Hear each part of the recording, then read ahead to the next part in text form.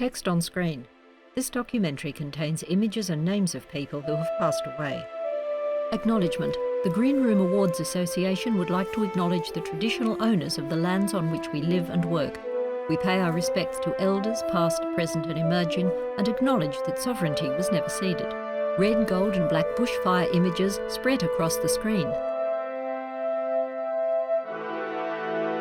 A starry sky overlays the bushfire images. An asteroid shimmers and pulses centre screen.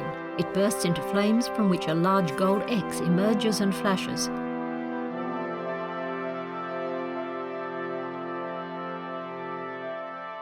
Audio description by Vision Australia. The centre of the screen becomes an open laptop, the gold X still in the middle. Outside the laptop screen, the larger screen now resembles charred wood and evolves into an empty theatre with purple seating. Fine lines in the shape of concentric green squares emerge. A miniature desk and 2 chairs materialise in front of the laptop screen. A pixelated figure in black hat and red-lined black cloak appears and sits on one of the chairs. Text on screen. 2021.art doco above a gold X. Miniature cameras on a tripod and a second miniature figure wearing a dark grey coat and black hat materialise. He sits down.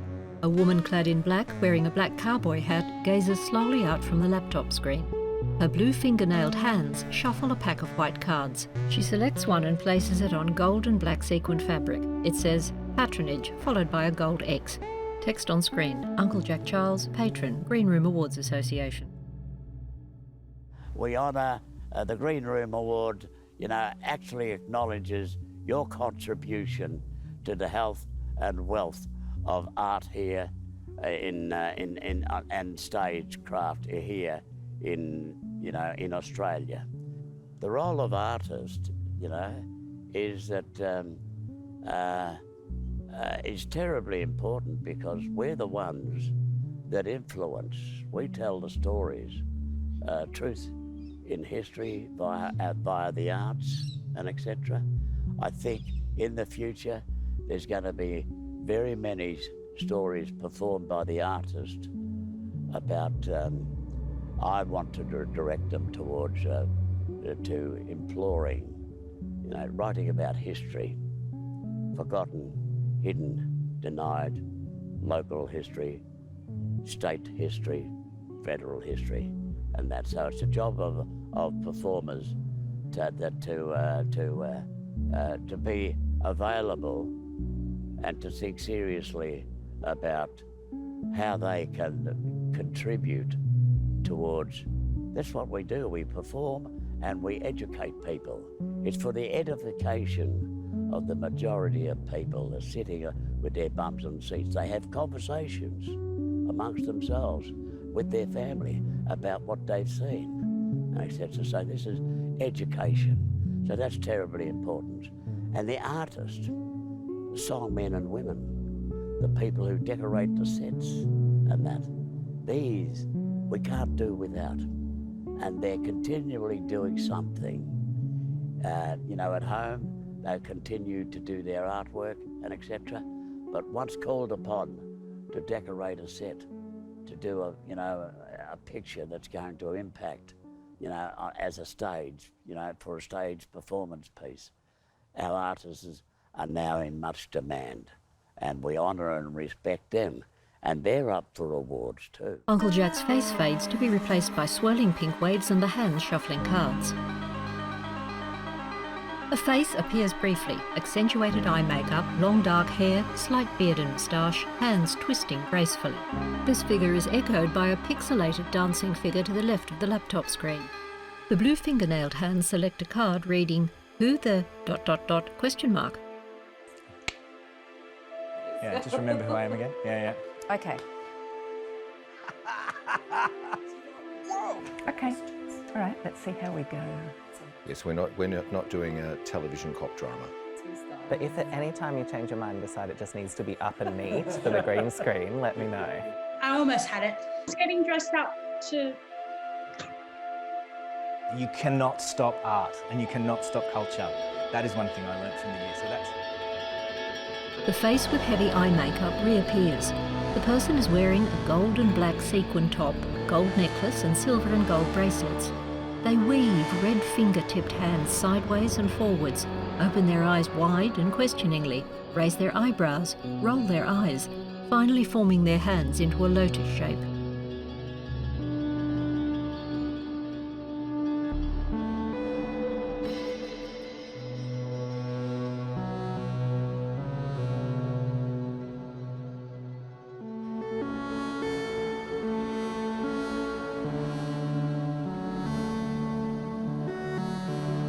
As the face fades, the hand-shuffling cards reappear, choosing 2 cards which read Off the Radar and Independent Theatre. The miniature people at the miniature table at the foot of the screen sit playing cards. Mark Pritchard appears in front of a green swirling screen. My name is Mark Pritchard and I'm a dramaturg and I'm the chair of the Independent Theatre Panel.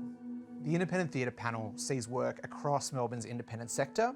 We see devised work, we see text-driven work, we see work that's collaborating with international artists, we see work in a whole range of different spaces and different forms, so we really get to see the breadth of what Melbourne's independent theatre landscape has to offer. So there's 15 panellists on the Independent Theatre Panel, and we've got actors, directors, dramaturgs, producers, critics, people who have such a range of skill and have all got extensive experience making work in the independent sector, so they understand what it's like to make work in Melbourne and have a vested interest in the future of the sector.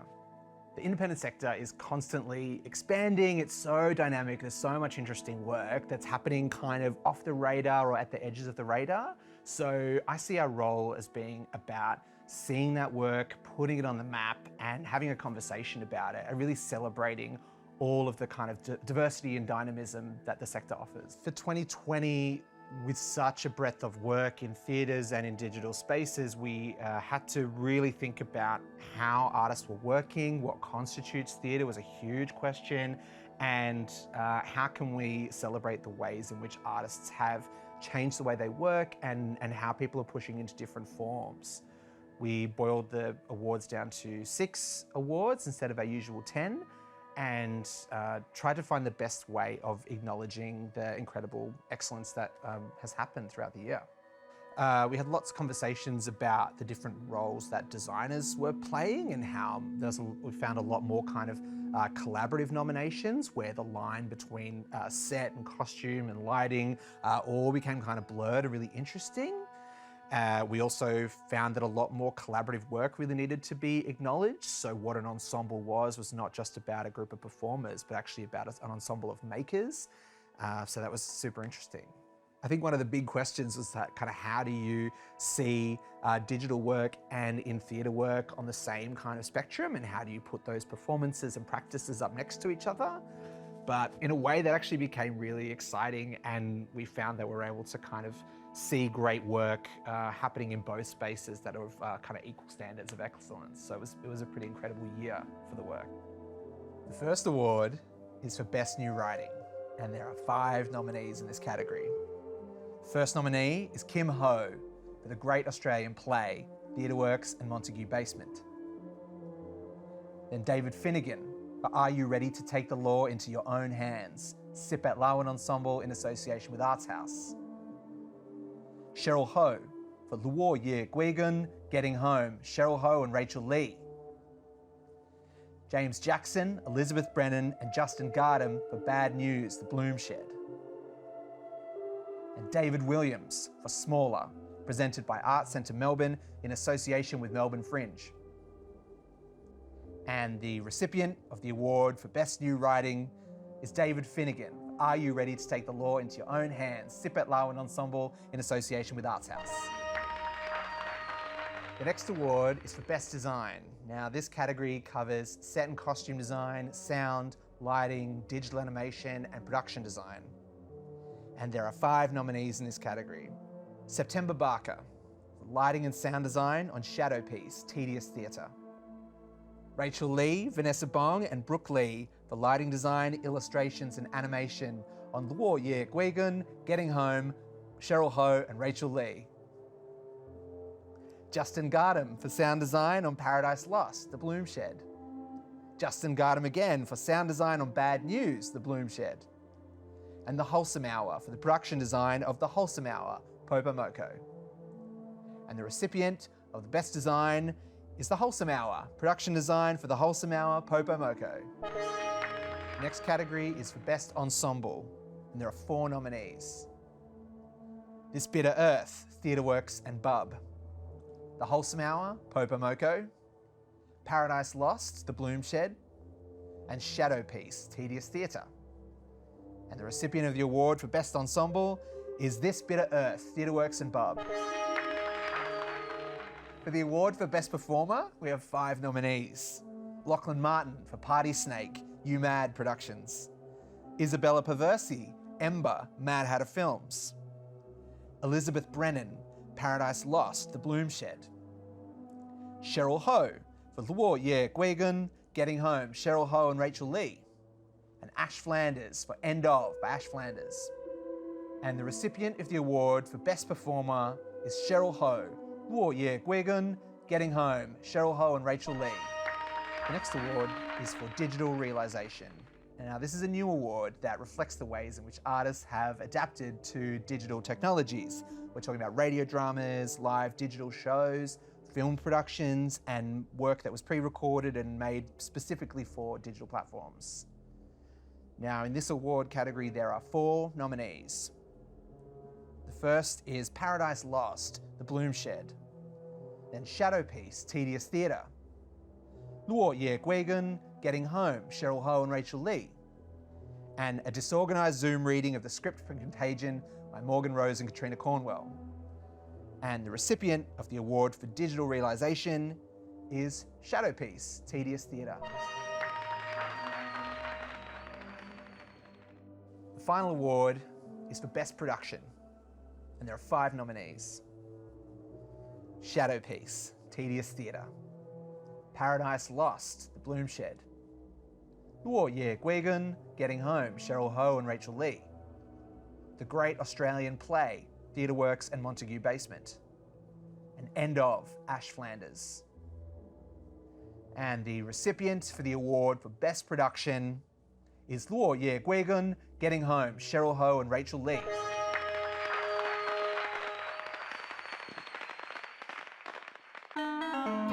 Pink swirling waves reappear, revealing the woman in the black cowboy hat.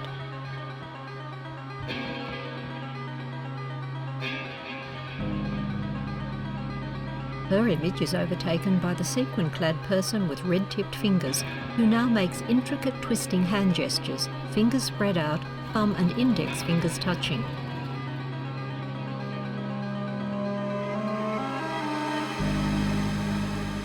The blue fingernailed hands choose a white card reading A Necessary Disruption and then Cabaret. My name is Mama Alto and I'm one of the members of the Cabaret panel for the Green Room Association Awards. The Cabaret panel looks at work that is driven by music but also contains philosophical elements, that doesn't involve a fourth wall, or if it does, it's dismantled. And it's a form that particularly lends itself to fabulousness, to hybridization, to unique voices, and incredible visions of what the world is and could be. The significance of even having a cabaret panel in the Green Room Awards, which is still a relatively recent development, just really in the last 10 years.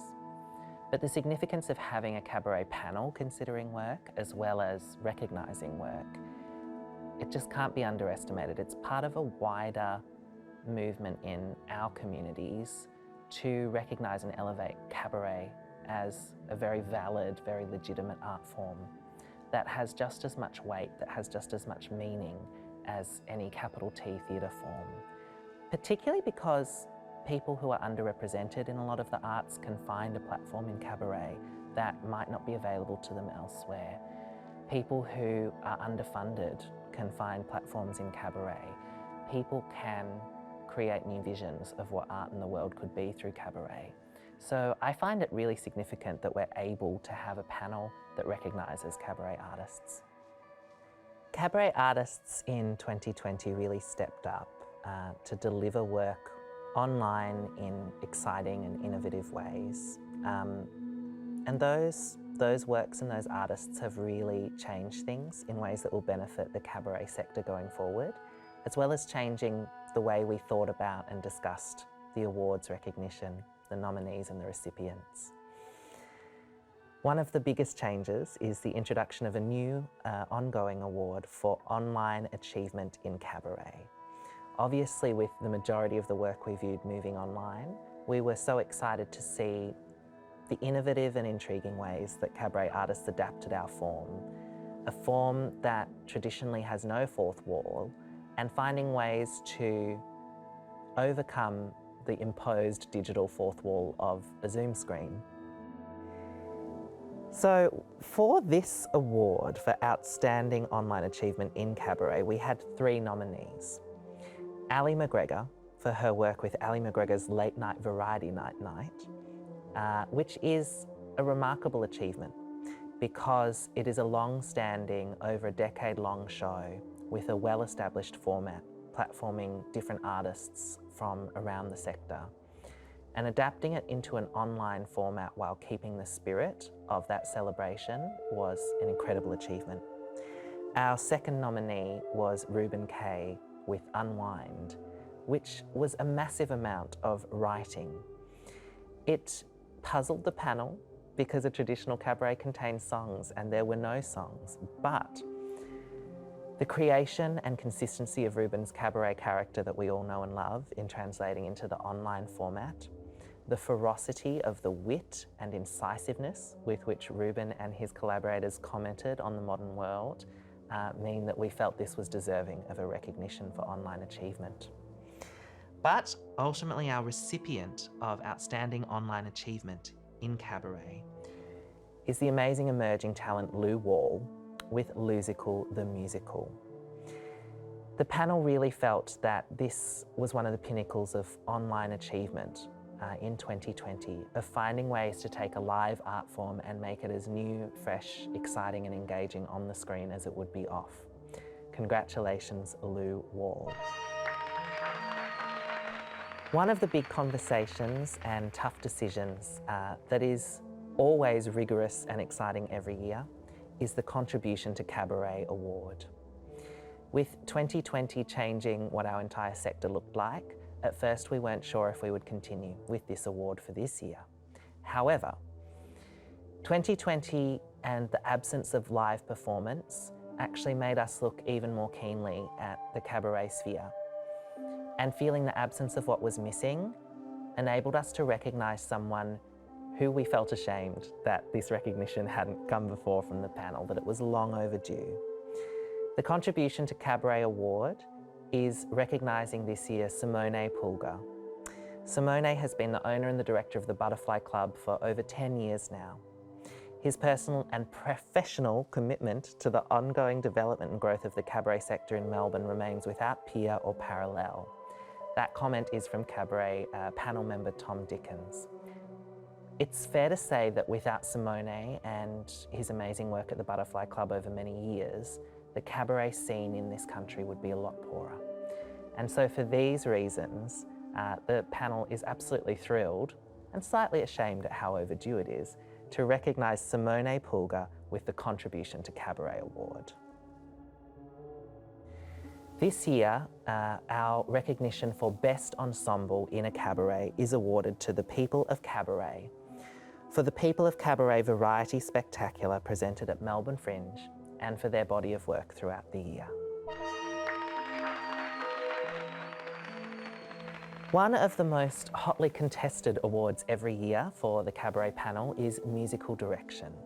We wanted to recognise an incredible musical director for his work in making sure that online performances continued to have the same vibrancy and musical excitement as live performances.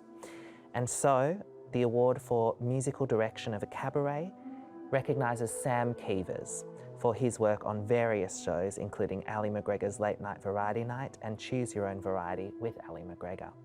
Congratulations, Sam Keevers. Every year, the Cabaret panel likes to recognise writing amongst its awards. The way that a show is crafted to hold a message, to treasure it and impart it to an audience is a vital part of the cabaret art form. We have 4 nominees this year, all online works, given 2020's ups and downs. The panel wanted to recognise with nominations Reuben Kaye and Andy Ballack for their work on Unwind in Isolation with Reuben Kaye. The sheer amount of work, talent and drive that went into creating this show with brand new material every week for quite a number of weeks, presented online from a living room, meant so much to the panel and to the greater cabaret community. Telia Neville is nominated for What Would John Hughes Do? Telia's work is nearly impossible to categorise, but the nature of amazing poetry that develops and forges new arenas of what cabaret can be meant that the panel found Telia worthy for a nomination for writing. The panel also kicked out one of our co-chairs for our deliberations and sent her out of the room, and that is Maud Davey, who we have nominated for a piece called Ode to Melbourne that was presented as part of Love Letters to Melbourne, an online cabaret from Finucane and Smith Unlimited. And the level of pathos in the writing that Maud presented to capture how 2020 felt for all of us, to see our streets, our theatres, our public places empty and stripped of life, meant that we decided it would be a crime not to nominate that piece for Best Writing. But the winner, the recipient of the award for Best Writing in a Cabaret for 2020 goes to Lou Wall for Lusical the Musical as part of Melbourne Fringe. Lou also won our Outstanding Achievement in Cabaret award, and these 2 wins are linked. Lou, as a powerhouse writer, wrote not only the words of this show, but also the music, the lyrics, the concept, the structure. And so, because they have written a complete creation that became an online work that lost nothing from not being presented in person, a lot of that's down to the construction, which is found in the writing. And so we honour and recognise for Best Writing in a Cabaret in 2020, Lou Wall with Lusical the Musical. In 2020, the Cabaret panel wanted to recognise 3 nominations for Best Production. The first that we recognise is Choose Your Own Variety with Ali McGregor. This was a fantastic collaboration between Ali McGregor and Arts Centre Melbourne, which enabled people to get online and experiment with how they viewed a work. We also nominate and recognise the People of Cabaret Variety Spectacular from the People of Cabaret, presented as part of Melbourne Fringe, which was an incredible production with just an enormous amount of talent in sheer number and scale. That really lifted the lid on what great cabaret can and should be. The winner of the award, the recipient of Best Production, is Lou Wall for Lusical the Musical. Lou is someone who the Cabaret panel have had our eye on for a couple of years as an amazing emerging talent. And the production of Lusical the Musical as a complete online experience really spoke to us at a time when we couldn't attend live cabaret. Congratulations, Lou Wall. And last but not least, the most hotly anticipated, I believe, of the Cabaret Awards at the Green Rooms is for Best Cabaret Artiste. And we chose to recognise her not only because of her incredible talent, her incredible voice, which seems to only grow and improve year after year, but also for her entire ethos around the way that she works. This artist has spent years finding opportunities to platform other artists and providing paid work at different festivals in different variety shows throughout the years. But what impressed us most in 2020 was that her multiple online works, several of which have been mentioned in previous nominations and awards tonight, she continued at a time when many of us, myself and many Cabaret panel members included, retreated into ourselves to create work and present it online. This artist was determined to find ways to still bring a whole village along and find and make opportunities for many people to shine. And she was not going to let the online migration or the global pandemic stop her. So with a combination of an incredible and unmatched voice and her ethos to including and platforming and making sure no one was left behind, Artiste, Cabaret Artiste for 2020 is awarded to the inimitable Ali McGregor. Congratulations, Ali. Pink swirling waves reveal the hands slowly shuffling the white cards.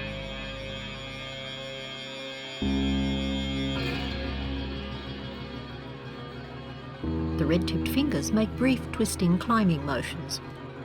The hands select another card, an avalanche in slow motion, which becomes theatre companies. My name's Daniela Farinacci and I'm co-chair of the Theatre Companies panel. So the Theatre Companies panel, we are so lucky and privileged to get to see all the work that theatre companies make and produce. So that can range. Theatre companies can be large and they can be small and everything in between. So you've got the Melbourne Theatre Company that produces 12 or more shows a year normally, or you might have Eugyeene or Bell Shakespeare who have shorter seasons. So we get quite a vast range of shows that we get to view and enjoy. That at the core of what we see is text-based work. So on our panel we have quite a range of artists, from writers, directors, dramaturgs, production, all sides of design. Now we have in 2020 we had 8 on the panel, so clearly we aren't quite able to cover all those bases all the time, but we're very, very conscious, so important that the panel keeps rotating and moving, that there's a sense of fluidity and change. So as the industry is changing, so is the panel. Clearly on one level there's a sense of acknowledgement of companies, individuals, or artists, etc., their work, but also it's about dialogue, it's about creating a conversation, not just for us on the panel. We get to sit and talk and dissect and we have some robust discussions at times about the work in front of us, but also it's broader than that. We're also trying to understand and have a conversation about what is actually happening in our industry at this point in time, like what is in the zeitgeist, what are artists feeling need to talk about, to speak to, and hopefully that transcends the room that we're speaking in and actually moves off into the wider industry. Clearly 2020 was a disaster for everyone. It was really difficult to watch this, what was like an avalanche in slow motion, and no one knew quite what to make of it at any given point. So we were all in shock, and we on the panel are all practitioners as well, so we were experiencing that on a personal front as artists, and then looking around and going, wow, it's affecting everyone and the whole. And so in terms of a panel, like how do you speak about theatre when it's actually there's nothing happening? So as a panel, it felt that we came to a standstill. But having said that, we felt really that it was so important to actually keep the panel alive and well and to meet. So we still continue to meet regularly, even though there may have been no shows to talk to, but we would talk about what was happening. It was tricky. There was lots of conversation. How do we deal with this year? And Theatre Companies panel, we were kind of lucky in a way because we had already seen quite a number of shows before the lockdown, live shows.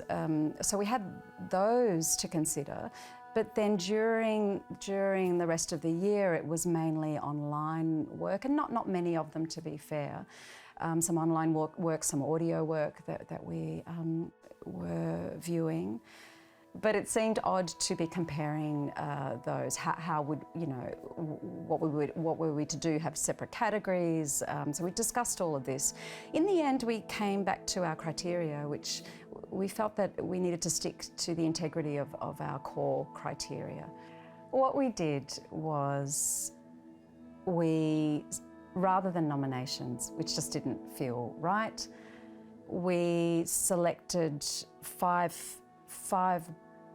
recipients. All of those 5 recipients, their work was amazing, outstanding, incredible and wonderful, and all of the criteria that we would normally apply to winners, they exist here. So I just want to say that it's nothing, it's not some kind of compensation. 2020 was a difficult year, but we were still able to find recipients that we wanted to acknowledge, that fulfilled what we always hoping for, really. So, Theatre Companies panel have 5 more traditional awards, and they go across online and live theatre. And they are Outstanding Writing Adaptation for the Australian Stage. It goes to Dan Giannone and Christos Tsiolkas for Loaded, Malthouse Theatre. Outstanding Sound Design. Daniel Nixon, Loaded, Malthouse Theatre. Outstanding Performance, 2 awards. Nikki Shields, Home I'm Darling, Melbourne Theatre Company. Charles Wu, Torch the Place, Melbourne Theatre Company. And finally, Outstanding Design, Costume, Renee Mulder, Home I'm Darling, Melbourne Theatre Company. We also want to acknowledge outstanding advocacy for the theatre sector during 2020. Anna Treglowan, The Impossible Project, Australian Arts Amidst COVID-19, Australian Production Design Guild, Tony Burke, Chloe Dallymore, Martin Foley, Live Performance Australia, Media Entertainment and Arts Alliance, National Association of the Visual Arts and Theatre Network Australia. Thank you so much. A bow slides across an electric guitar and fingers lightly touch the strings while a burst of colours explodes behind it. Tiny metal pieces, a screwdriver, a metal ruler, silver foil and a tightening screw are all used to make the strings vibrate. Galaxies of starry lights create ever-changing colour patterns on the screen as the strings are manipulated.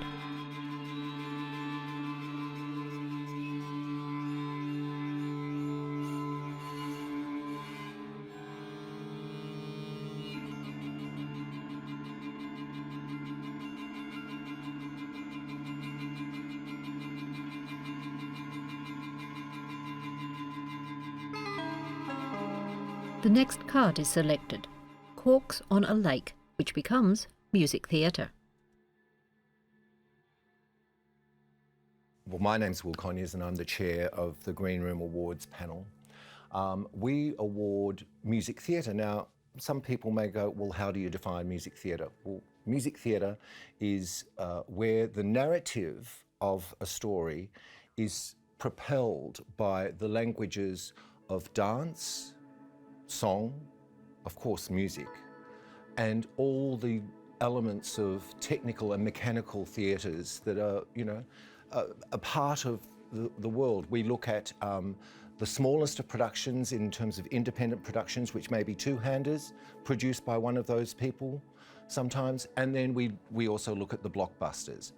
The music theatre panel of the Green Room Awards has to comprise elite level practitioners across so many fields, whether it be production design, production management, whether it be wardrobe, whether it be set, whether it be sound, whether it be musical direction, choreography. So getting a composite into a not unwieldy group that is, you can get around a table and it works, is quite difficult. And so the selection process, when people ask if they can be on the panel, sometimes we have to look at gender diversity as well and pick to just get so that matrix is always solved. It always has to, we always have to have sufficient representation. Anyone in the business knows when you get that compliment that gets in, it really means something, whether it's been a selection of words by a particular artist or they've noticed something about your work that is precious to you. I like to think that what a Green Room Award represents is the notion that we noticed and it's that good. I think the most important thing about the year that we've all just been through is this 2020 was an enlightenment, and it was a flourishing of the sort of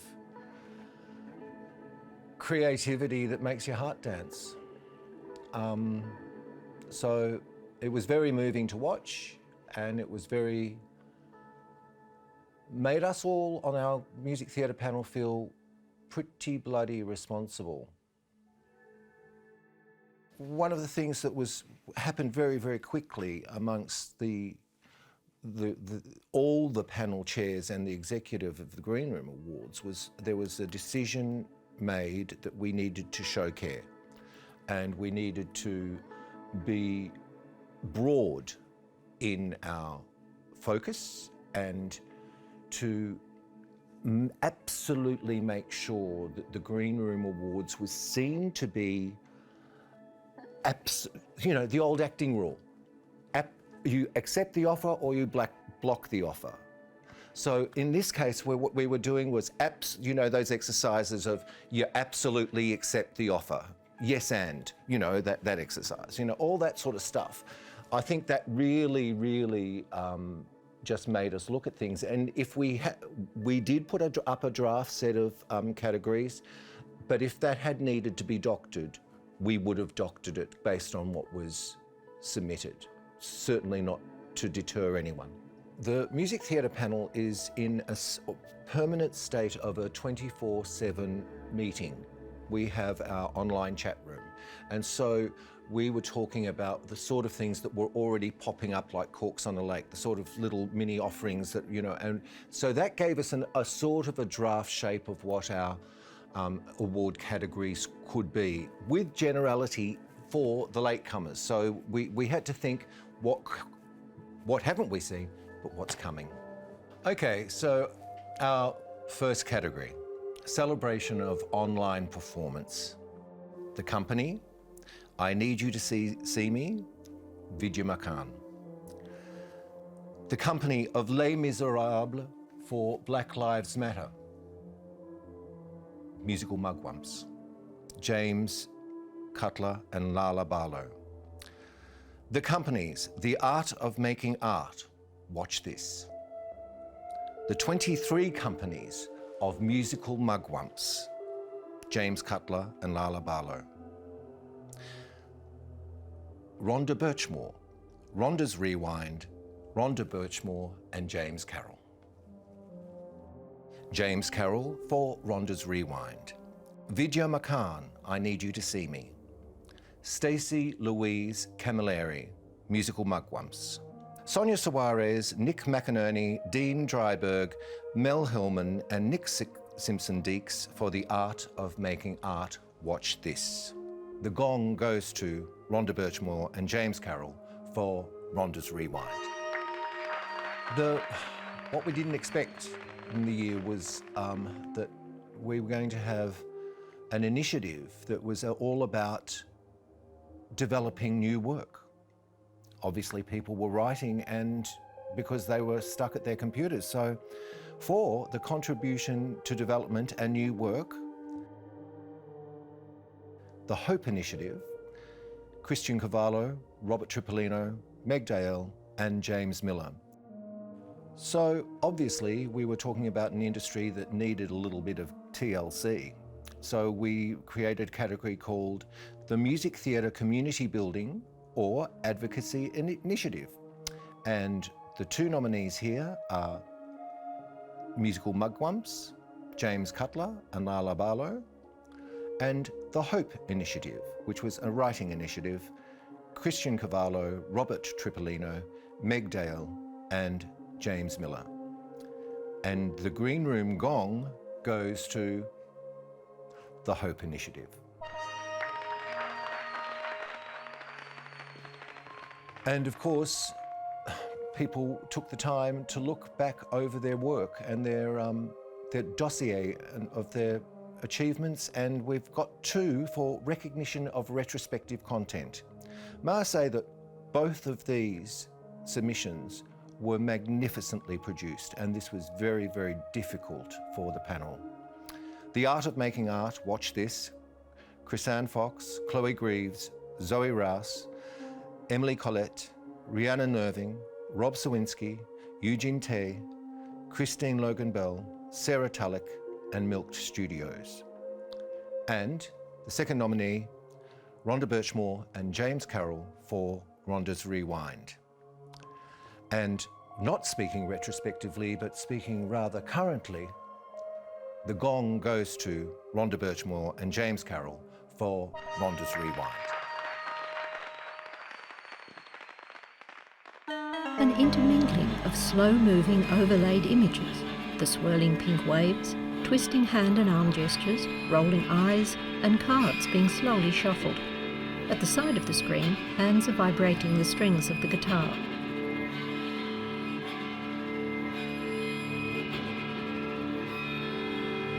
The next card is put down, Zone In, which becomes opera.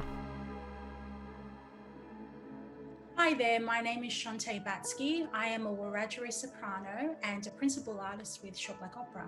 And this year I have been asked to be on the exciting Green Room panel for the opera category. 2020, the year that was. And can you believe it's actually continuing even now? I was asked to be part of this wonderful doco, to come into the studio and to talk with the great lights and stage, but I'm here at home in my studio with the natural lights. And as you know, we are in lockdown at the moment for another 7 days here in Victoria. And like a lot of my other peers, we really don't know what's happening in the next week. I'm in rehearsals for Pawang Lifts the Sky with Victorian Opera, making my Victorian Opera debut, and as a principal artist of Short Black Opera, and we don't know what's going to be happening. I think, it's a great reflection of, well, what I'm saying is a great reflection of what's happening right now, where things are up in the air. But one good thing is that there were some amazing, at least for last year in 2020, there was some incredible online performances and all these Zoom performances and incredible ways to still keep connected and still share our incredible gifts. It's quite a different world we live in now, but the beautiful thing with artists is that we can always create. In opera, there's a variety of ways to express this particular craft. And I think with our panel, we don't exclude it just to be traditional operas, but new works and reimagined works and amateur operas as well. I think from my experience thus far, we cover all areas of operatic performances. Sorry about the dog. I just joined the Green Room Awards this year in 2021, and most of the time when I go see an opera, the main things I would look for is the soprano an amazing singer, and can she act? That's what stands out to me. However, being part of the panel, that's not just looking for the best soprano or if she can hit the high C. It's about really taking note of the full production, of the staging, of the costumes, of the acting, of the team that do the behind the stage work. It really helps you to appreciate the performances so much more, because you really zone in on the efforts of every single part of each production. And yeah, I think I'm really enjoying watching shows even more now that I have to be conscious of that. Some of the shows that I've seen already, the costumes were just extraordinary, and the staging, as an artist and as a writer and a singer, it's very inspiring. So we've come to the very exciting part of the interviews, and as one does when they go to awards, they dress up a little bit. So even though I'm at home here in my studio, I thought I'll do the same. Firstly, my hair, and now the glasses, because I'm reading some Red flat very headpiece, important big square things. glasses. There were only limited online productions to warrant the giving of the awards, but the opera panel would very much like to acknowledge the following achievements within the opera sector. Programming, innovative and adaptive programming, allowing their festival to not only run, but reach new audiences. And the recipient is the Yarra Valley Opera Festival, Gertrude Opera. Number 2, venue acknowledgement, providing vital performance opportunities and income for Melbourne's classical musicians. And the recipient is Melbourne Digital Concert Hall. And number 3 is audience engagement. Through extensive and varied online content, this included new compositions, recitals, historical retrospectives, and educational content. And the recipient is Victorian Opera. Congratulations, everyone. What a year we had. So proud of you all. Woman in black cowboy hat nods slowly and repeatedly.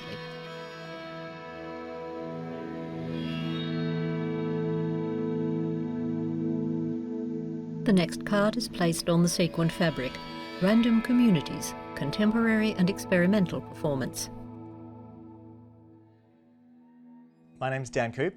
I'm an artist, I'm a producer. I've always worked in the performing arts sector and love it here in Melbourne, my hometown. So it's great to be the co-chair of the Contemporary and Experimental Performance section. We get to see all the fun stuff, by which I mean kind of sometimes the weird stuff.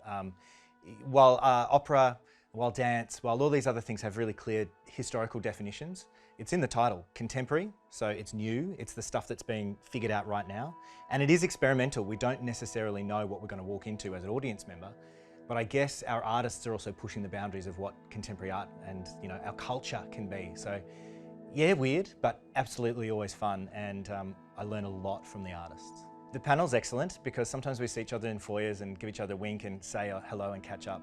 We always do big discussions at the end of the year as well, and the breadth of knowledge in our panel is amazing. Because it's not form specific what we do, we have people who know about children's work, about puppetry, about contemporary art music, people who are experts in design, live art. It really depends because there's no set kind of like work that we're going to see every time we step into a room or out, often not into a room, just out onto the streets or into a new space. So we need to have that breadth in order to really interrogate the work and figure out what the artists were really trying to talk to us about. I think the importance of what we do is that we try and reflect the importance of what we think the artists of Melbourne do and the performers of Melbourne do. It's not about us, it's about them. So we really try and see work to understand what the contemporary stories are, the contemporary themes, the issues of concern that are being raised by living artists. And so the importance of that for me is that they're often, whether they're kind of about Melbourne or about Victoria, or they're always about our times. So they might not just be kind of parochially Melbourne, but they are absolutely Melbourne in that they are of today. They're of the world that I live in. They're the people who I'm catching public transport with or sharing foyers with at other times. So the importance of that is catching up with where we're at today and acknowledging those people who are actually kind of a little bit ahead of where we're at today. That's often the people who are winning those awards. I've always admired the Green Room Awards. So if someone said that they got nominated, you go, wow, that's a great body of work. And often it might have been, oh, wish I saw it, or yes, I saw that and it was good, well done. And that's just for the nomination. So whether you kind of receive the nod or not, it's about kind of peers acknowledging peers. And what's so good about that is that that the people who have been on the panels or who are seeing the work are kind of putting as much love and care into it as you might have done as an artist. I'm lucky I've received one. And when I received it, it was also just this wonderful acknowledgement for the people that I made it with, because there's no solo artists really, I think. It's always a team, and our art forms in performance are always collaborative. So it's not a singular nod. It's always about the team, and it's about the kind of culture and the space that it's come out of. So yeah, for me, it's acknowledging that our work is ephemeral, but it lasts, it echoes. 2020 was a ride. Look, initially, a lot of us were working on shows, or we were working in venues or working for presenters. And so I think that initial shock was just the show wasn't going on. And that was not a feeling that we're really comfortable with in our industry. We really persist and we push, and we know, even though it's scary, sometimes we get to opening night and we go through, and we're good at that. And so to be faced with something that we couldn't push through was pretty hard. And there's a lot of friends that we couldn't hang out with and share time with, and they're the people who inspire us. They're the people who keep us going in those tough times as well. So we're tough times without our usual crew. And I think one of the things I missed the most was foyers. It's not actually seeing the show, although they're important. It was the random community of people who happened to be there that night. And those people who you didn't necessarily call up and say, let's go tonight, but you saw them, they're your friends.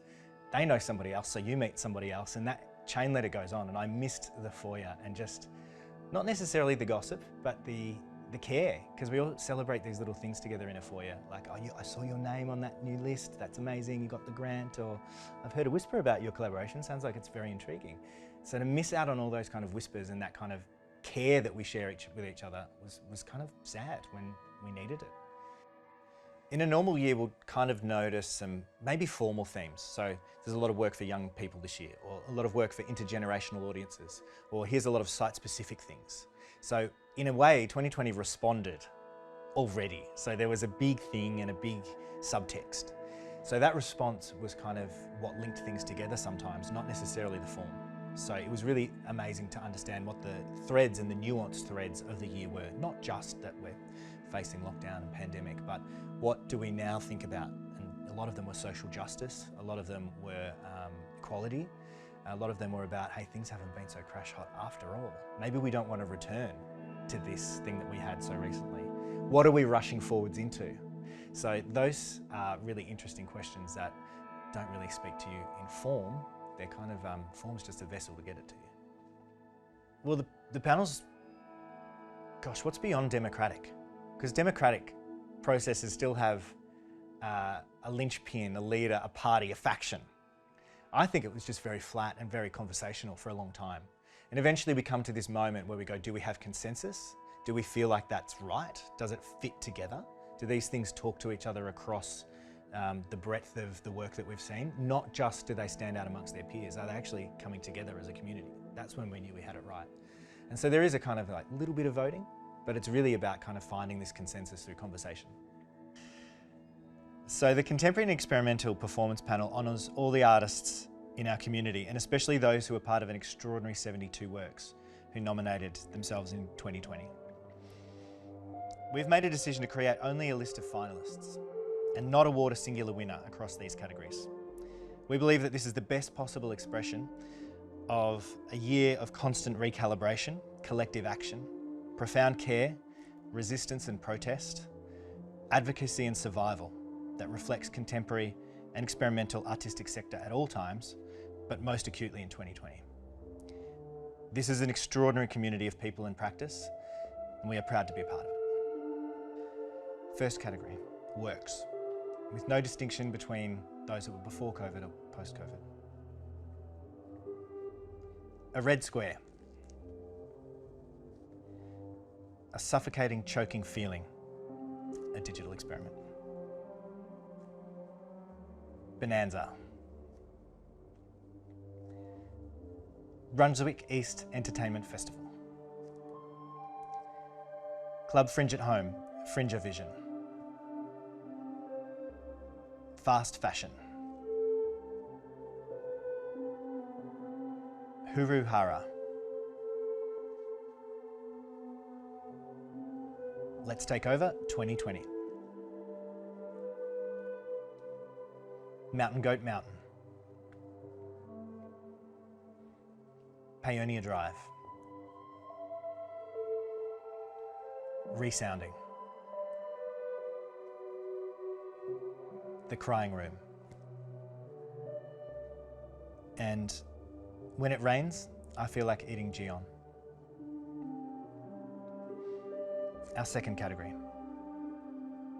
Works that didn't happen.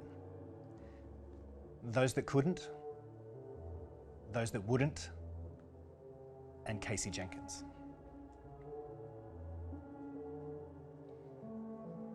Our third category. Artist-led actions. Actions that showed leadership, foregrounded care, voice of the community, and made urgent change. Australian Artist Amid COVID-19 Facebook group. Big Day In. Black Lives Matter protests. Community Transmissions Online Art Residency. Dance It Out. Digital Dance Clubs and Victorian Seniors Festival. Edge Ensemble. High-Vis Practice Exchange. House of Muchness Workshop Program. Listening. Manus Recording Project Collective. The Generator. And we have a special award this year. It's a joint award on behalf of the Contemporary and Experimental panel and the Independent Theatre panel. And the award is Making the Impossible Possible in 2020. And that goes to Melbourne Fringe and of course the entire community who makes Melbourne Fringe. And we have a special award. It's the Jeffrey Milne Award for Outstanding Contribution to Contemporary and Experimental Performance. And it goes to the amazing Erin Milne. What a contribution to our sector is such a huge part of it. Thank you.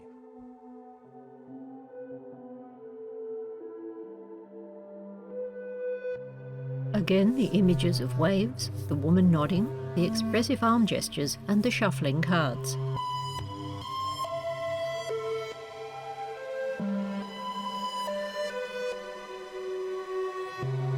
The next card reads, Business Not As Usual, Dance. So I'm Philipa Rothfield. I'm at the moment chair of the dance panel of the Green Room Awards. Well, mainly we look at contemporary dance, but it's become a question for us, as it has kind of in a lot of locations around the world. What is it that constitutes contemporary dance? Like there's an historical element, but also is it all Western dance or is it non-Western dance? And how can we kind of open up to that question in what it is that we invite people to submit and be looked at? We also look at ballet, we look at butoh, sometimes we look at circus, and also disability arts and artists and performances to open up the question of what is the proper body of dance and what kinds of bodies can move and therefore can dance. Well, like all live performance, and like Green Room really covers a range of live performances. As there's a performance theorist called Peggy Phelan, and she said one of the kind of features of liveness and live performance is it's ephemeral.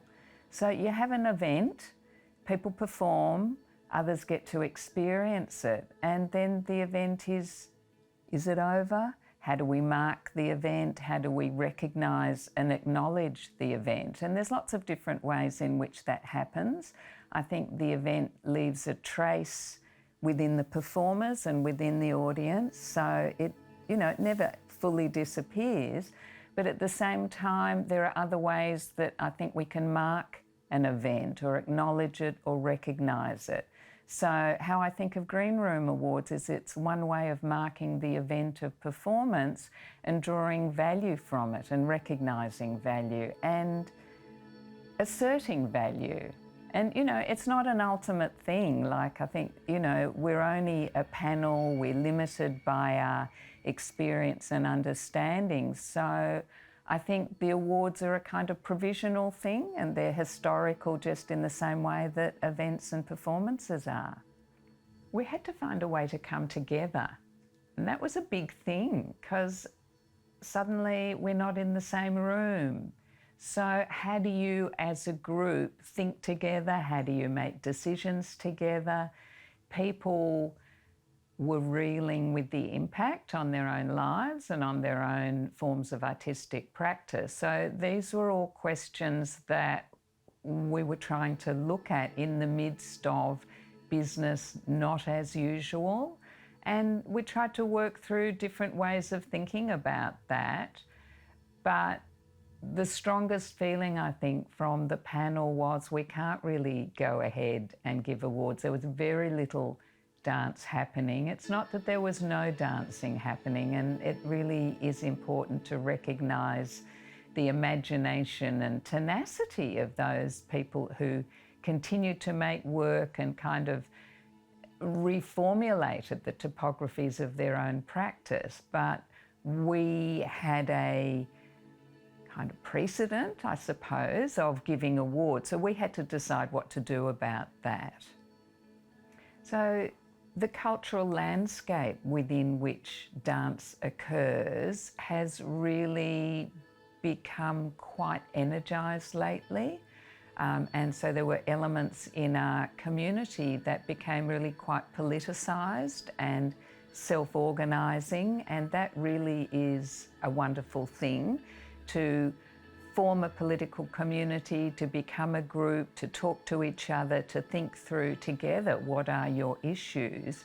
And there's a whole lot of political questions around diversity, around representation, around violence and precarity and vulnerability and neoliberalism, and they're all issues that affect the field of the arts and the status of the arts within Australian society and the role of the state in relation to that.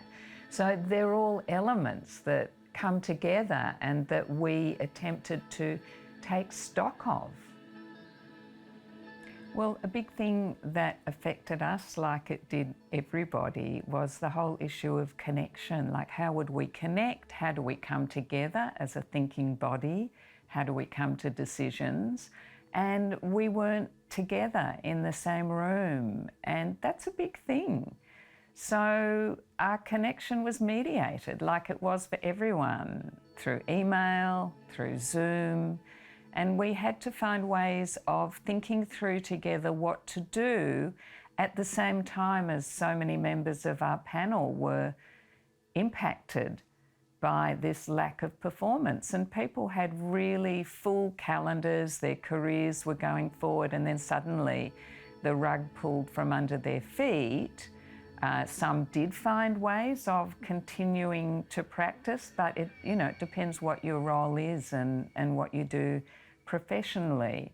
So I think the first thing to say is, like, us as a group are intimately affected by what's going on, and then trying to think through how we deal with this. So I think to that end, some people felt, well, how can we possibly give awards when there's hardly any performance going on? So one of the first things that we decided to do was to roll over the much lesser number of works, but hooray to the people who managed, and well done.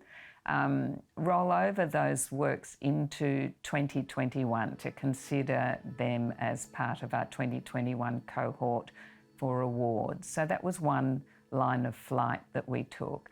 And then the other one was to really open up ourselves to what makes us possible as a panel, and that is our dance community.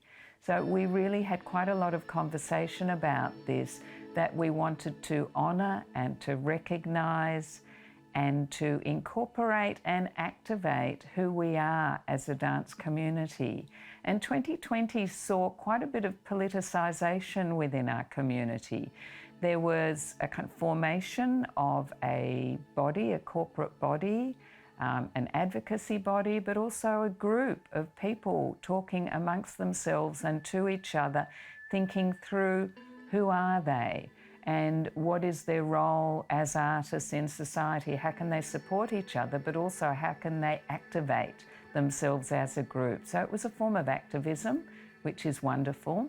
And other things have been around the whole issue which I mentioned earlier about the nature and status of contemporary dance and the role of the Western canon, colonial practices as they're articulated here within a diverse and multicultural community. And how can we open up to that? How can we extend our own modes of literacy to acknowledge and broaden what counts as dance and what we take in as dance? So on the question of community, it's not like there's a given community. We had to really reach out to people and find ways to communicate to people, email them, contact them, put notices out to ask people to nominate themselves for our growing and living list of community members. And part of that is we want to say thank you to that community and recognise everything that it does in making this field of art that we love. And it's an extensive list that we got together. It's provisional.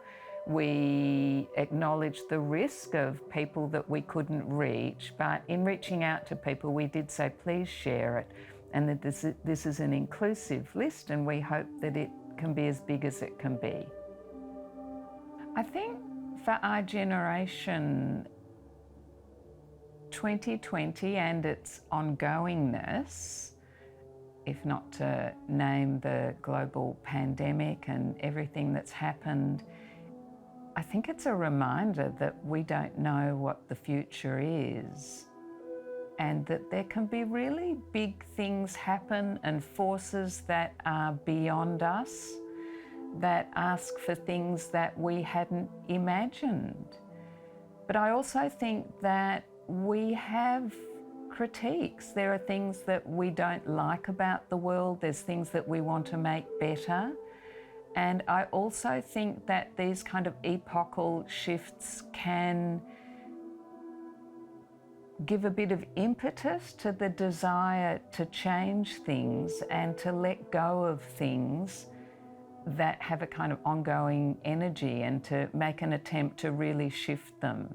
And I can see that with feminism, for example, with the Black Lives Matter movement, which has a real history. It's not like it sprang from nothing in 2020, but what is it that we can do? What's the field of possibility that we can shift? And I think those questions have an artistic register as well, that, okay, what about myself as an artist? What is it that I want to do, can do? What can I find myself doing artistically? And that's about the field of creation in the midst of, you know, the field of possibility and the materiality of the world. The woman in the hat has her head tilted down. Only the tip of her nose and her mouth are visible. White smoke swirls in and over the laptop screen and over her image.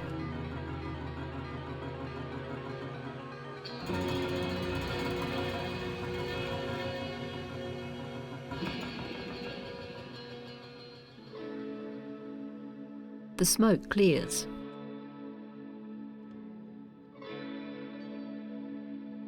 She puts down another card. It reads, Vale. The screen goes black, then shows a list of names, dates and photos. Aidan Fennessy, director, 1967 to 2020. Anthony Stedman, actor, 1985 to 2021. Arthur Dignam, actor, 1939 to 2020.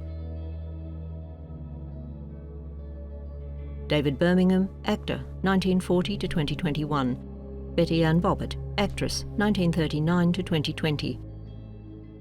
Bill Charlton, actor. Brian Dawson, singer-conductor, 1960 to 2020. Bruce, a black dog, actor. Carla Zampatti, designer, patron of the arts, 1942 to 2021. Christine Sinclair, lecturer, 1960 to 2020. David D.J. Foster, actor, 1957 to 2020. Deirdre Burge, event designer, 1959 to 2020. Domingo Mingo Masso, 1940 to 2020. Donald Hall, musician, 1953 to 2021. Douglas John Parkinson, singer, 1946 to 2021. Dr. Kim Dunphy, AOM, dance therapist, 1961 to 2020. Gary Krause, AM, patron of the arts, 1941 to 2020. Graham Matters, actor, 1948 to 2021. Helen Reddy, singer, 1941 to 2020. Ian Franklin, entertainer. John Haddock, composer, repetiteur. John Northcote, scenic artist, 1930 to 2021. John Masha Maschetti, head mechanist, 1927 to 2020. Laz de Moncos, head mechanist. Lorraine Desmond, actress, 1929 to 2021. Lucinda Shaw, actress, 1967 to 2021. Maggie Fitzgibbon, actress, 1929 to 2020. Mark Collier Vickers, musician, 1960 to 2020. Mark Ford, producer, 1966 to 2021. Matthew King, actor. Michael Falzon, actor, 1972 to 2020. Michael Gudinski, musician, 1952 to 2021. Michael Stennett, costume designer, 1946 to 2020. Paul Greer, actor. Ray Omadai, director, 1936 to 2020. Rob E. Thomas, musician, 1945 to 2020. Robert Bob Young, gaffer, 1942 to 2021. Robert Gard, OBE, conductor, 1927 to 2021. Robin Scholes, follow spot operator, lighting technician, stage manager, 1973 to 2020. Ron Graham, actor, 1926 to 2020. Ron Tudor, MBE, musician, 1924 to 2020. Russell Field, arts producer, 1955 to 2020. Saskia Post, actress, 1961 to 2021. Shirlene Clancy, actress, 1938 to 2021. Stephen Jr. Webber, mechanist. Taryn Feibig, singer, actress, 1972 to 2021. Tom Long, actor, 1969 to 2020. Tony Patsy Gapin, actor. Tony Gould, AM, arts administrator, 1937 to 2020. Tony Ma, head mechanist. The screen narrows back to show the laptop. Bright blue jellyfish swim around as a bow is played across the guitar strings. The jellyfish dissolve into a green, starry sky as the face of the woman in the black hat re-emerges from the screen. The shape of an old-fashioned telephone appears on a green-toned screen as a burst of fine golden lines fan out behind.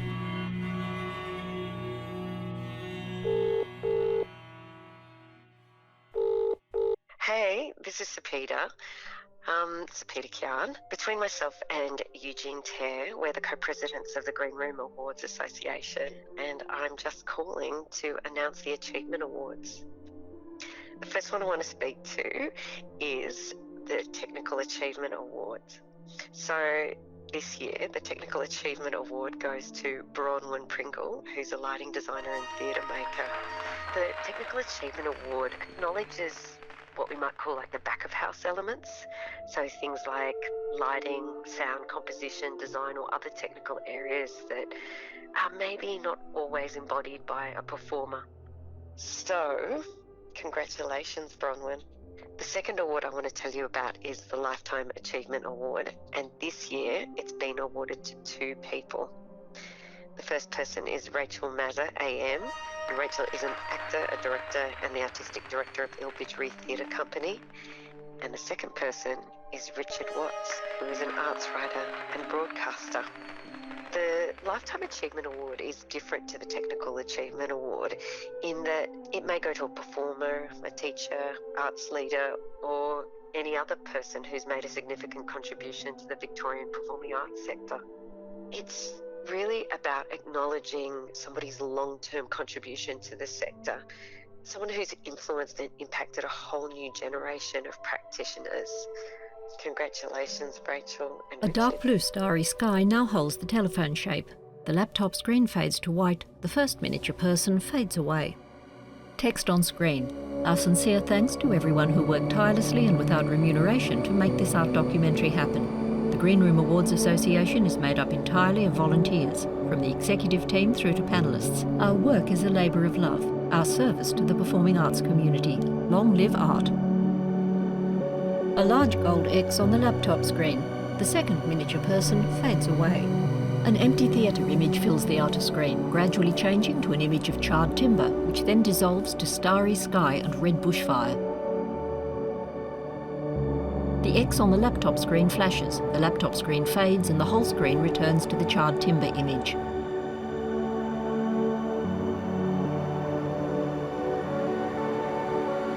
Text on screen. 2021.artdoco. Green Room Awards Association logo. Text on screen. Co-creation, design and dramaturgy, Eugyeene Teh. Co-creation, writing and dramaturgy, Sapidah Kian. Co-creation, direction and editing, Takeshi Kondo. On-screen appearances, Art Oracle, McCalman. Patron, Uncle Jack Charles. Seeker, Eugyeene Teh. Performers, Raina Peterson, Cher-Gibard. Representing Independent Theatre, Mark Pritchard, Chair. Representing Cabaret, Alto. Representing Opera, Shauntai Batzke. Representing Music Theatre, Conyers, Chair. Representing Contemporary and Experimental Theatre, Dan Koop, Co-Chair. Representing Theatre Companies, Daniela Farinacci, Co-Chair. Representing Dance, Philipa Rothfield, Co-Chair. Voice, Sapidah Kian. Animation design by Batzke. Composition and sound design by Cher-Gibard. Vale compilation by Ryan Smedley and Will Conyers. Audio description by Vision Australia. Caption proofing by Rachel Perks. Produced by GRAA Executive Committee. Associate producer Leah Milburn Clark. Assistant producer Kia van der Linden Kian. Intern Sylvia Wejia Shao. GRAA Executive Committee. Co-President Sapidah Kian. Co-President Eugyeene Teh. Vice President Meg Upton. Secretary Acting Karen Simpson. Treasurer Jeremy Rice. Marketing Comms Manager Siobhan Kranz. Copy Editor Nikki Klempfner. Ticketing Karen Simpson. GRAA panellists: Cabaret, Maud Davey, Bridget Bantic, Alto, Brian Robertson, Peter Farrell, Jude Pearl, Tom Dickens, Michelle Brazier, Margot Tanjutko, Fiona Scott Norman. Contemporary and experimental performance: Sarah Austin, Dan Koop, MCGREGOR, Kim Chaos, Madeline Flynn, Melinda Hetzel, S.J. Norman, David Ralph, Ian Pidd, Jamie Lewis. Dance: Philipa Rothfield, Cher-Gibard, Nicholas Pajanti, Angela Conke. Independent theatre: Mark Pritchard, Rod Chapman, Emma Hall, Kate Hood, Carla Donnelly, Myron Mai, Lisa Mybus, Anne-Marie Peard, Lara Week, John Mark Desengano, Danny Delahunty, Yvonne Versick, Alice Chin, Stephen Nicolazzo. Musical theatre: Will Conyers, James Miller, Tern Reynolds, Jackie Reese, Jamie Henson, Kim Bishop, Rebecca Moore, Cameron Menzies, Prashanti Middling, Sonia Suarez. Opera: Angus Grant, Christina Smith, Alan Barker, Dermot Tutti, Margaret Haggard, Leanne Keegan, Kerry Murphy, Shauntai Batzke, Lisette Bolton. Theatre companies: Daniela Farinacci, Leah Hart, Mark Hennessy, Tylee Faraday, Gary Abrahams, Jennifer Vuletic, Katie Svetkidis, Kate Chan. Asteroid image: Brian Goff at Brian Goff Photo. You can find the Art Oracle at https://www.facebook.com/ART_ORACLE U. Supported by City of Melbourne Auspicious Arts Projects Inc. 2021.artdoco, Green Room Awards Association, Man of Tree Productions.